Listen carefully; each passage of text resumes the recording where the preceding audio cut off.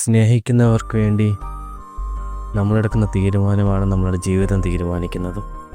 അവൻ കല്യാണാലോചനയുമായിട്ട് വന്നപ്പോൾ പാത്തുവിൻ്റെ ഇക്ക അത് വേണ്ടെന്ന് പറഞ്ഞിരുന്നുവെങ്കിൽ, പാത്തുവിൻ്റെ ഇക്ക കല്യാണാലോചനയുമായി പാത്തുവിൻ്റെ അടുത്ത് വന്നപ്പോൾ പാത്തു അത് വേണ്ടെന്ന് പറഞ്ഞിരുന്നുവെങ്കിൽ, എല്ലാറ്റിനേക്കാളും ഞാൻ കുറച്ചുകൂടി നേരത്തെ പാത്തുവിൻ്റെ ജീവിതത്തിൽ വന്നിരുന്നുവെങ്കിൽ ജീവിതം എല്ലാം മാറുമായിരുന്നു. ഇക്ക, എനിക്ക് പാത്തുവിനെ കല്യാണം കഴിച്ചു തരുമോ?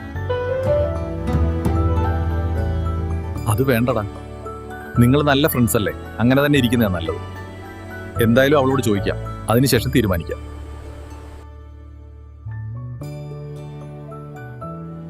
മോളെ, ഷെമി നിന്നെ വിവാഹം കഴിക്കാൻ ആഗ്രഹിക്കുന്നു എന്ന് പറഞ്ഞു. എന്താണ് നിന്റെ ആഗ്രഹം? ഇക്ക, അവൻ എന്റെ ഫ്രണ്ടാണ്. ഞാൻ അവനെ അങ്ങനെ കണ്ടിട്ടില്ല. My dear, do you have feelings for anyone? ഇക്ക, ഞാൻ ഒരാളെ സ്നേഹിക്കുന്നുണ്ട്. നിങ്ങളുടെ സമ്മതം ഉണ്ടെങ്കിൽ മാത്രമേ ഈ കല്യാണം നടക്കുകയുള്ളൂ.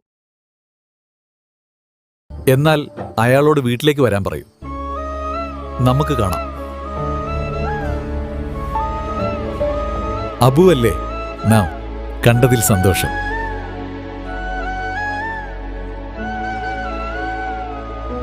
പാത്തു പറഞ്ഞിരുന്നു.